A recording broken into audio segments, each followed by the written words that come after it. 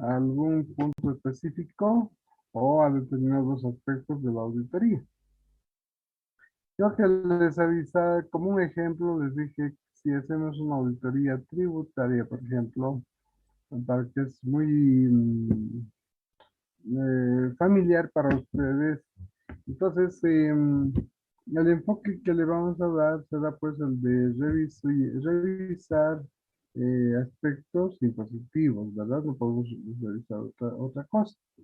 Entonces es lo mismo. Entonces el enfoque es la forma de encarar el examen de auditoría según la importancia que se reconozca de determinados elementos que llegan a constituir la estructura central en torno a la cual se desarrolla la auditoría de comienzo a fin.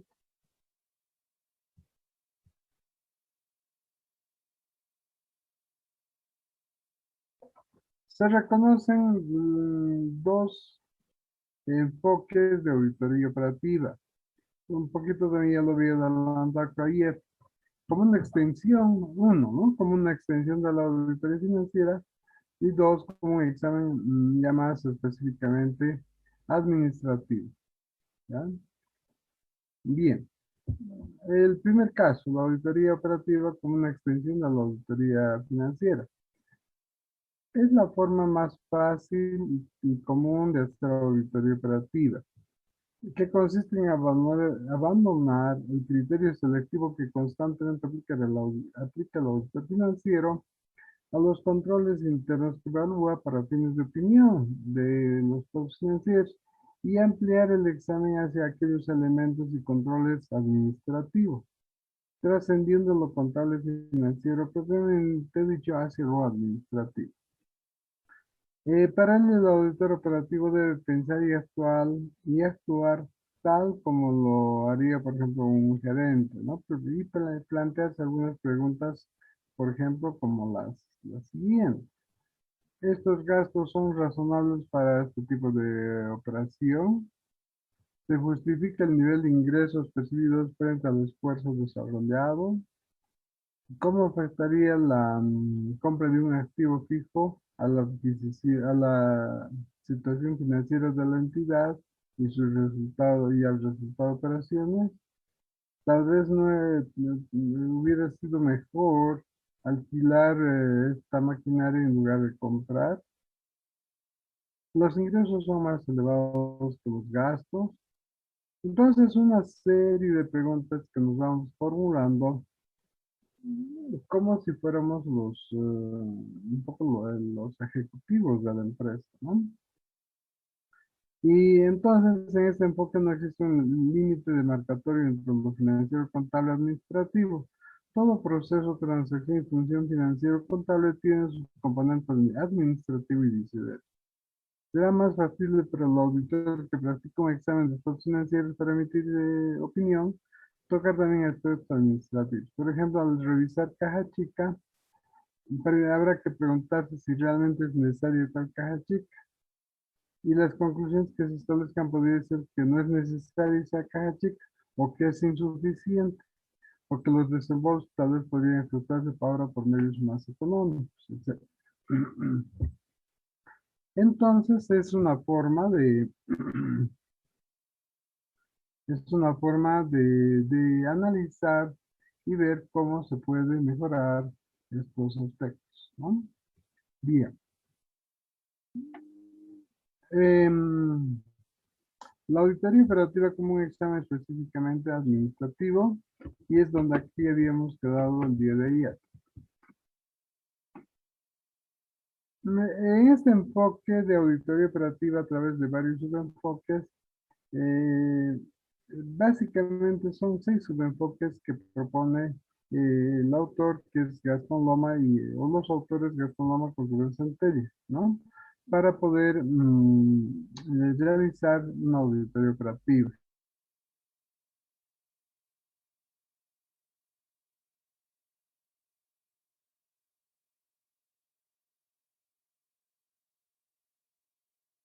Pantalla y mil disculpas, no me ha dado tiempo de avisarles para el cambio de periodo. Y bueno, Ha pasado tan rápido los minutos que la verdad no vi tiempo. Eh, Ahora cualquier cambio les voy a avisar.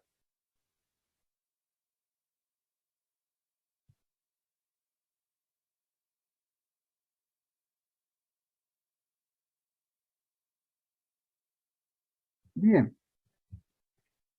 entonces les mencionaba que la auditoría operativa como examen específicamente administrativo tiene varios subenfoques, concretamente seis, ¿ya? Estos subenfoques se los puede aplicar en forma independiente, se los puede aplicar en forma combinada, por dar un ejemplo, el uno con el 2, el uno con el 4, el 2 con el 5. Entonces, estos enfoques, o subenfoques, se pueden combinar de acuerdo a a las necesidades, de acuerdo a lo que veamos, a lo que sea más conveniente. A eso me voy. Entonces, eh, cuanto más amplio el examen, mucho mejor, ¿no? Para nuestros fines. Entonces, les decía que la auditoría operativa también a su vez es es creativa. La auditoría operativa es, innovadora. Entonces hay que ver qué es lo mejor, ¿no? No nos podemos quedar solamente con un enfoque, en fin. Entonces se pueden hacer cambios y, cuantas más cabezas puedan pensar, mucho mejor, ¿verdad? Mucho mejor. Bien. Eh, entonces, diríamos que la auditoría operativa como un examen administrativo. El primer enfoque sería el sistema horizontal o interfuncional. ¿En qué consiste este sistema horizontal o interfuncional?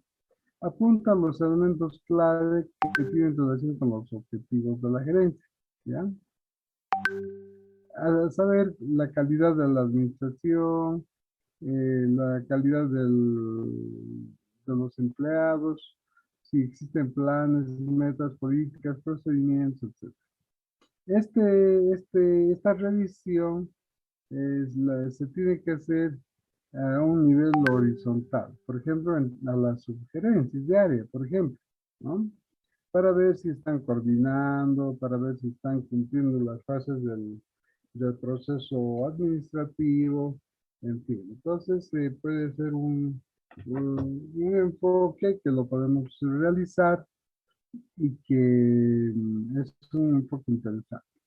Entonces, esa es la característica, revisar a nivel horizontal unidades, departamentos, eh, que vayan coordinando entre sí, si estos departamentos tienen cada uno sus objetivos, sus metas, si coordinan con la gerencia general, entonces varias cosas. También se pueden ver la calidad y la cantidad del recurso humano, ¿no? Esa es también otro aspecto que se podría revisar. Es horizontal porque los elementos que estuve mencionando se dan a lo largo de la estructura horizontal de la empresa.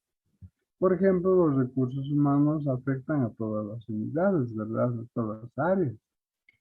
Según un autor norteamericano, William Leonard, eh, que habla sobre este tema, los factores a evaluar, por ejemplo, podrían ser un panorama económico, ¿no? Adecuación de la estructura de la organización, cumplimiento de políticas y procedimientos, exactitud y confiabilidad de los controles, métodos satisfactorios de operación, etcétera, etcétera. Entonces, reiterando de que estos aspectos se pueden dar en la línea horizontal, ¿no? Si coordinan, si tienen planes, objetivos, metas, pero coordinado con los objetivos de la organización, ¿no? Objetivos, metas organizacionales. No es que van a trabajar como islas solitas, no. Y si coordinan entre sí, cómo hacen para ver los resultados, en fin, entonces se puede ver todos esos aspectos. El sistema vertical o funcional, que es un segundo subsistema. Este subenfoque se orienta hacia centros responsables. Por ejemplo, puede ser mercadotecnia, adquisiciones o compras, relaciones industriales, mm, em, investigación, finanzas, procesos de datos, etcétera. O sea, como es un enfoque vertical, entonces agarra solamente una área muy grande, ¿no? Esto es muy útil cuando, por ejemplo, la empresa puede tener problemas financieros exclusivamente o tiene problemas de producción exclusivamente o tiene problemas de mercadeo exclusivamente. Entonces, muy útil la aplicación de este subsistema para esos fines, ¿no? Eh, entonces, se dice vertical porque los problemas afectan todo un área.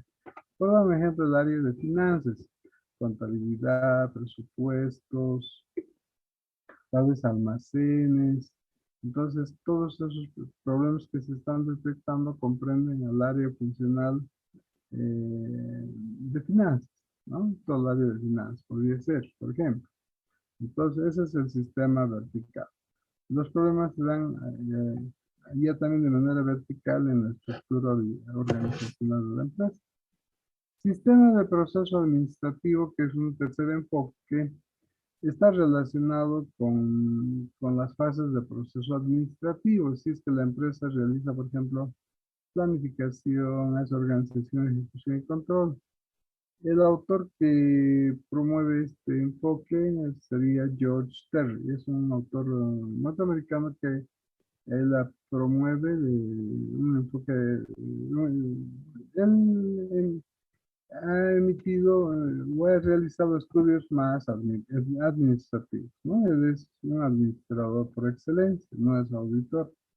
Entonces, lo que él propone es un proceso administrativo compuesto de fases: planeación, organización, ejecución, control, etcétera, etcétera. Entonces, ver eso en una organización es muy importante y pues se puede ver esto al margen de otros enfoques. Como bien les decía, en auditoría operativa no solamente se pueden aplicar estos subenfoques en forma aislada, sino que también se pueden combinar. La auditoría operativa como una escala de apreciación que entonces combina los enfoques horizontal y vertical. ¿Ya? ¿En qué consiste?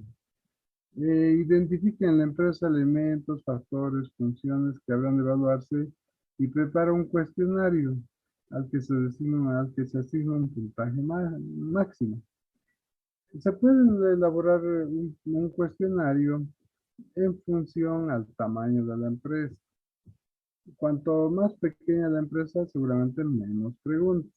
Una mediana empresa va a tener más preguntas, una empresa grande mucho más preguntas.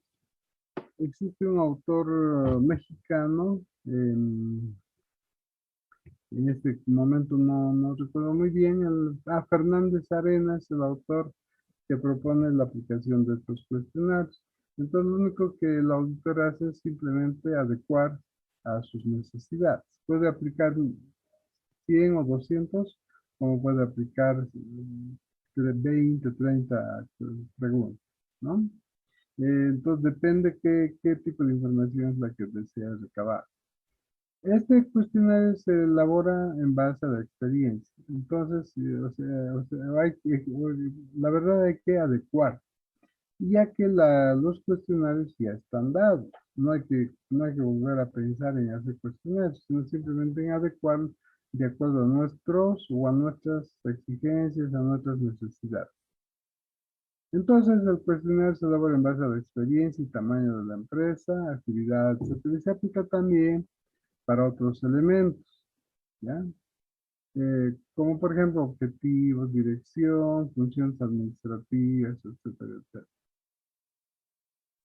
Entonces, son cuestionarios muy útiles en base a preguntas y respuestas, ¿no? Como bien dice acá el texto, estos cuestionarios, claro, en empresas grandes, se pueden llegar incluso hasta 5.000 preguntas, pero en las empresas en nuestro país, obviamente son más pequeñas las empresas, se pueden aplicar cuestionarios un poco más pequeños. Entonces, de las respuestas que nos den a estos cuestionarios, se tiene que hacer una evaluación y, por ejemplo, se puede decir en las respuestas adecuadas de 80 a 100, todas las respuestas están buenas, entre 80 y 100 puntos. Han estado buenas las respuestas entre 60 y 80. Han estado regulares las respuestas entre 60, 40 y 60. Han estado deficientes las respuestas 40 para abajo. Entonces, esa forma de trabajo, en base a puntaje, nos permite luego dar una calificación a la organización, ¿no? Que puede ser una calificación de excelencia, buena administración, o regular, o deficiente administración. Eso sería la escala de apreciación. Evaluación del control. Lo voy a anotar acá.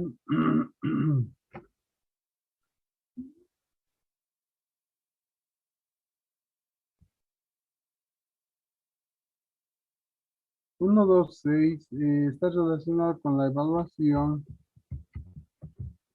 del control. ¿Ya? Del control. Entonces, ya que estamos en orden secuencial, primero les hablaré de la evaluación del rendimiento. Para evaluar rendimientos, no siempre estamos capacitados para hacer este trabajo. Quién sabe se tenga que llamar a un especialista, ¿no? A un administrador de empresas, a un ingeniero comercial, etc. Entonces, esta evaluación de rendimiento reconoce la idoneidad profesional del auditor que lo ha preparado, ya que la idea es evaluar rendimientos, y que no es fácil. Hay que ver áreas técnicas, solicitar ayuda de otros técnicos. Se puede evaluar un rendimiento que esté dentro de nuestra capacidad normal, mediante la recopilación de información no necesariamente técnica. Se puede medir la efectividad de un programa, un proyecto. Pero si queremos que se haga una evaluación de rendimiento, pero profunda, probablemente vamos a requerir de un especialista. Y la última la última alternativa de evaluación, el último subenfoque, evaluación del control. Acá la idea es evaluar todo lo que significa control en la organización, control interno, control administrativo, control operativo, una serie de controles que hacen esta función control, ¿no? Entonces, Eh, diríamos que ejecución y control van casi juntas, van de la mano y se puede evaluar prácticamente las dos cosas. Para esto también se recomienda la contratación de algún especialista, ¿no? Que puede evaluar el control. Luego, algunos puntos, tal vez control interno, tal vez control administrativo, de otras formas de control seguramente lo van a hacer especialistas, ¿ya? Es decir, entonces, respecto a la evaluación de control. Y hay varios tipos de control: control interno, control administrativo, control operativo, ¿no? Y todo el control, y hasta control informático, control de resultados, varios tipos de control que se pueden evaluar. El punto 2 sería ahora sí hemos pasado de enfoques sobre enfoques, entramos a ver metodología, ¿no? Metodología, la fases de la auditoría, fases de la auditoría. El esquema básico de una auditoría operativa sería el siguiente, y esto no se olviden porque esta secuencia es la que vamos a seguir cuando realicemos auditorías operativas, ¿no? Cuando hagamos auditoría en sí, algunas prácticas, en fin, vamos a seguir esta metodología. Trabajo preliminar, auditoría en profundidad y comunicación de los resultados, ¿ya? Se puede agrandar un poquito más estas tres, pero esto es lo básico. De este esquema básico se puede ampliar un poco y que lo vamos a ver en unos cuantos minutos. Pero este es el esquema básico. Un trabajo preliminar de la auditoría, la auditoría en profundidad y la comunicación de resultados. Estas fases deben ser consideradas como parte de un todo y no como partes interdependientes. Entre ellas existe una relación de causa a efecto, es decir, una es deducible de la otra. Existirían dos modalidades, una auditoría operativa a cargo de auditores internos y la otra la auditoría operativa a cargo de auditores externos. La auditoría operativa a cargo de auditores internos. El hecho de ser parte de la organización constituye para el auditor interno una ventaja, ya que para la empresa resulta muy económico y altamente beneficioso que sea su propia unidad de auditoría interna la que efectúe revisiones de carácter administrativo, siendo las ventajas las siguientes. Conoce a la empresa y no necesita una fase preliminar, ¿no? O si lo va a hacer la fase preliminar, lo hace muy rápido porque ya conoce a la organización. Las auditorías financieras le han puesto en antecedentes y otorgado bastante información sobre aspectos administrativos y operativos. Si efectúa un trabajo preliminar, el trabajo será mucho más beneficioso porque conoce ese campo por la naturaleza de su trabajo. Su presencia facilita la fase de seguimiento a recomendaciones e incrementa la eficiencia del servicio, ¿ya?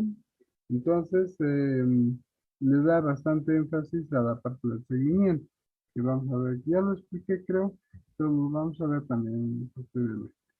Entonces, en ese entendido, la metodología podría ser auditoría en profundidad, comunicación de resultados y seguimiento o cumplimiento de recomendaciones. El seguimiento es eso, hacer que las recomendaciones se cumplan.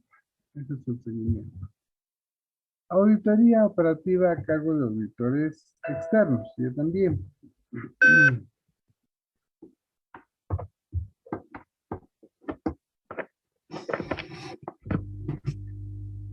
Bien, pueden ser de dos tipos las auditorías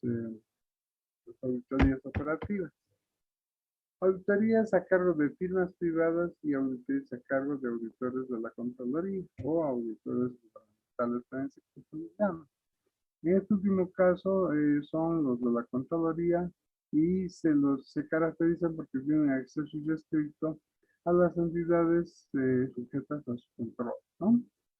Todo lo que es sector público, entonces está bajo el juicio,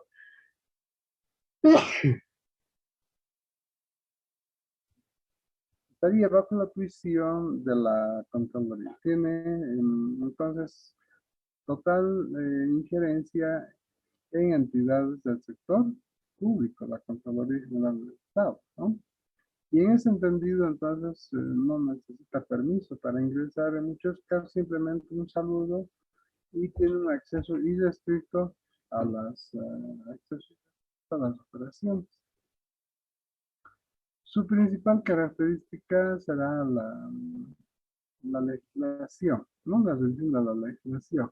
En este caso, los auditores gubernamentales, la característica es que su principal, uno de los objetivos que tienen es que se cumpla a cabalidad la norma jurídica, ¿no? Por la naturaleza de ser del sector público. Ya. Entonces, la metodología que podría ser el auditor gubernamental podría ser la siguiente. Trabajo preliminar, o auditoría preliminar, revisión de la legislación, auditoría en profundidad, comunicación de resultados y seguimiento. Entonces, espero que me estén siguiendo y me estén comprendiendo, ¿no? Esta fase básica, esta auditoría en profundidad y comunicación de resultados y seguimiento está acá. Entonces, la auditoría en el sector gubernamental podría ser reiterando, auditoría preliminar o trabajo preliminar, revisión de la legislación, la norma jurídica, auditoría en profundidad y comunicación de resultados y seguimiento. En el caso de firmas privadas, la auditoría preliminar debe ser cumplido de tal manera que a su conclusión los auditores tengan identificadas las áreas que requieren un examen más profundo, ¿no? Puesto que se entiende que el auditor privado va a ingresar a alguna entidad privada o pública que no la conoce. En algunos casos las conoce, o entidades similares, pero en otros casos no. Entonces, uno de los primeros trabajos que se hace es entrar a ver, a evaluar la parte, hacer una auditoría preliminar, de tal manera que a su conclusión tengan identificadas áreas de una mayor selección, seleccionadas áreas de mayor revisión posterior, una auditoría de profundidad. Y en base a ello, eso les sirve a los auditores externos para poder calcular sus honorarios profesionales, el tiempo que van a llevar en el trabajo, etcétera. Bien. Bien. Eh, entonces, en el caso de firmas privadas, el trabajo preliminar debe ser cumplido de tal manera que a su conclusión los auditores tengan identificadas las áreas que sean más provechosas. Condición necesaria para convenir costo y tiempo de la auditoría. Los auditores gubernamentales e internos pueden ejecutar el trabajo sin gran presión de tiempo. En cambio, la metodología en este caso podría ser la siguiente. ¿No? Auditores gubernamentales, internos, el trabajo preliminar, carta convenio, compromiso entre auditor y empresa. Aunque les digo que probablemente esta carta convenio no sería necesaria en el caso de si son auditores de la Contraloría, no necesitan hacer ninguna carta convenio o contrato. Directo trabajo preliminar y directo a las áreas críticas.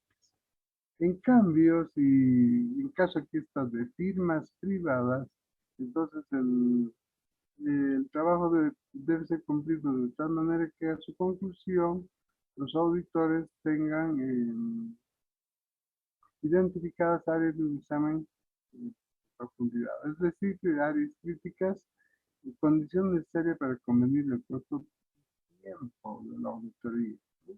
Costo y tiempo. Los auditores gubernamentales en cambio, pueden ejecutar este trabajo sin gran presión de tiempo, puesto que sus honorarios lo cancela la entidad pública o el Tesoro General del Estado de la Nación.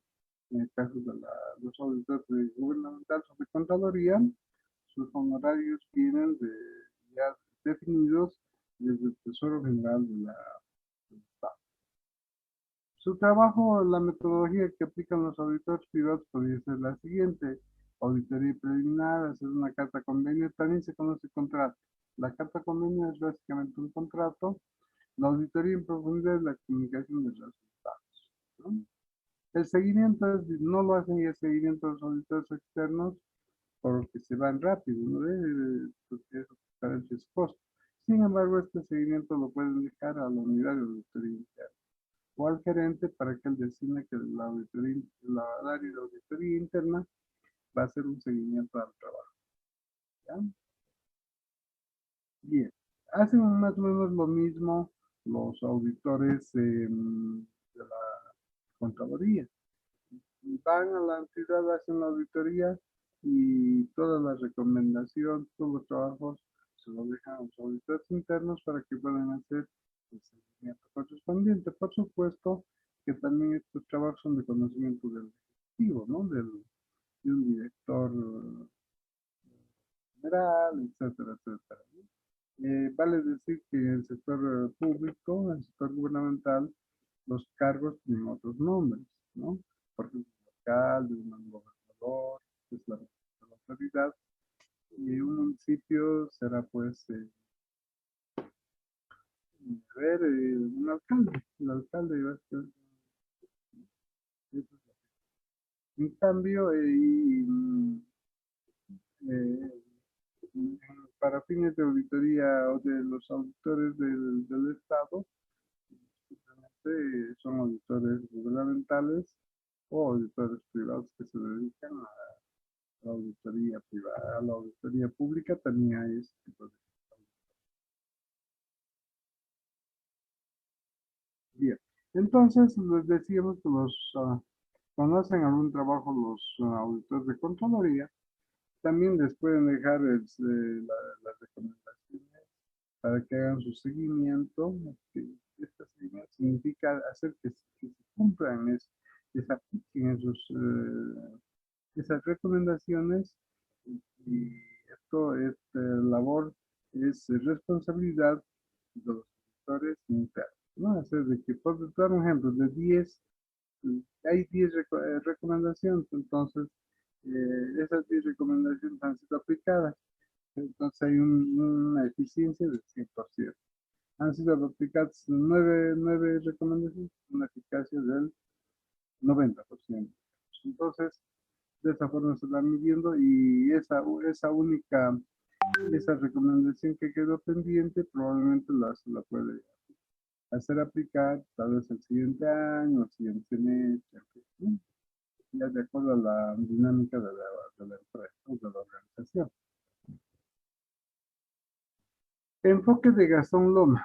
Gastón Loma y Rubén Centellas em, proponen un enfoque privado, ya que ellos no son tecnología, entonces su enfoque es más tinte privado. El enfoque que sigue Gastón Loma entonces se denomina sistema de planeamiento y control. Este tema de sistemas de planeamiento y control también lo vamos a ver pronto. Está relacionado con las fases del proceso administrativo, que es sinónimo, vale decir planeación, organización, ejecución, control. Es lo mismo, planeación y control es lo mismo que fases del proceso administrativo, que tiene un carácter comprensivo y pretende compatibilizar los enfoques antes explicados. Entonces, la auditoría conducida bajo este enfoque incide fundamentalmente en la forma real en que se ejecutan las transacciones, operaciones o procesos y a través de estas operaciones penetran los controles, ¿no? Cuya evaluación conduce a discutir posiciones favorables o desfavorables en cualquier momento de la ejecución de una función, unidad, proyecto, etc. La metodología que propone entonces Gastón Gómez para un auditor privado sería la de hacer un trabajo preliminar, tener una carta convenio o también se conoce contrato, ¿ya? Contrato. Auditoría en profundidad que tiene dos fases. Revisión del sistema de planeamiento y control, desarrollo de hallazgos de auditoría. La auditoría en profundidad, esas son sus dos fases. Y también en su momento lo vamos a ver. Validación de resultados, que también en su momento estamos entrando en los últimos 10 minutos. Desarrollo de hallazgos de auditoría, validación de resultados y comunicación de resultados. Entonces, básicamente la validación de resultados es que consiste en que los hallazgos que hemos identificado, los que hemos encontrado, las deficiencias de control interno, todo ello hacemos conocer a los involucrados, al gerente general, a los gerentes de área, a los responsables de área, y les hacemos conocer estas observaciones y de donde sacamos obtenemos no, observaciones, estos hallazgos, y digan si estamos de acuerdo, estas recomendaciones las vamos a aplicar en la entidad. Entonces, para el auditor eso es un control de calidad que le permite conocer que ha trabajado bastante, que ha trabajado bien, ¿no? Puesto que sus recomendaciones, sus hallazgos han sido aceptados. En eso consiste la validación. Y la comunicación de resultados no es otra cosa que ese informe verbal, oral, que se hace conocer, todos esos informes se lo coloca, se lo traduce en un informe escrito en Word que se hace conocer igual a los responsables, ¿no? Al gerente ejecutivo, a los gerentes de área, etcétera. Esa es la forma de trabajar entonces en el sector público. Algo parecido también a lo que es el sector privado, no cambia mucho tampoco, solamente los nombres, esas cosas, ¿no? Y por lo demás, las jerarquías, todo eso son bastante similares. Operaciones básicas de auditoría operativa. Recopilar información es una operación básica en auditoría operativa. Se dice que la materia prima con la que trabaja el auditor, y en cualquier auditoría, ¿no? No solamente en operativa, es la información, ¿ya? Entonces, la información es una de las operaciones básicas que tenemos en una auditoría. Entonces, se puede decir que una auditoría operacional consiste en un proceso cuyo resultado final son las conclusiones establecidas. Será de gran importancia obtener información confiable, ¿no? Porque si no es confiable, no vamos a tener buenos resultados ni buenas recomendaciones. La información que estamos procesando tiene que ser absolutamente confiable, ya que si es errónea o incompleta generará conclusiones erróneas y estas a su vez soluciones con efectos insignificantes o parciales o que no tengan ningún efecto. La información en auditoría operativa puede ser de dos tipos, existente y no existente. La existente es la que está disponible en el auditor, ¿no? En forma de estados financieros, reportes, mm, qué sé yo, todo tipo de información eh, que emiten los ejecutivos. Eh, pueden ser de los proveedores, en fin, una serie de información, la que está disponible al auditor, esa es la información existente. La no existente es aquella información que está disponible, pero que el auditor la debe identificar y construir, ¿no? En sus papeles de trabajo. Entonces, reiterando, la información no existente es información que se necesita pero que no está disponible. Debiendo el auditor construirlo o crearlo. O sea, hay que establecer conclusiones. De lo que se trata entonces es de obtener evidencias o respaldos, como se conoce. Ustedes saben bien como auditores que tenemos que respaldar nuestros papeles de trabajo, nuestras aseveraciones, tenemos que respaldar de forma adecuada con memorándums, con estados financieros, con algún documento firmado, con algún documento que el firme, ¿no? De lo contrario, va a estar sin sustento esa observación, ¿no? Ese papel de trabajo, entonces no sirve. Normalmente los papeles de trabajo deben estar, los respaldos de los papeles de trabajo deben estar firmados. Esa es la información no existente y la que la construimos los auditores. Y además establecemos conclusiones. Entonces, de lo que se trata de obtener evidencia y que estas conclusiones que se establecen tengan una base racional y merezcan crédito. Entonces, la evidencia es la información concerniente a un determinado asunto obtenido preparado en el curso de la auditoría mediante la aplicación de técnicas. ¿Ya? Un ejemplo de evidencia en auditoría financiera, por ejemplo, estados financieros. pero tienen que estar firmados. Si están firmados estos estados financieros, constituyen una evidencia, ¿ya? Un respaldo para el auditor. La evidencia proporciona al auditor los medios por los cuales alcanza un estado de seguridad llamado conocimiento que se opone a la mera suposición. Tipos de evidencia. Creo que aquí vamos a quedar ahí 3 minutos más ya. Nos falta la última página. Entonces estamos en tipos de evidencia, ¿ya? ¿Por qué estoy parando acá? Porque tal vez pueda haber alguna pregunta, y nos va a faltar tiempito para acabar esta parte. Entonces, estamos en las evidencias, en la última parte del tema 3. Y pues miren, ya nos falta muy poquito y con eso, entonces vamos a llevar esta parte, vamos a concluir el día de mañana. Bien, entonces me imagino que podrían haber algunas,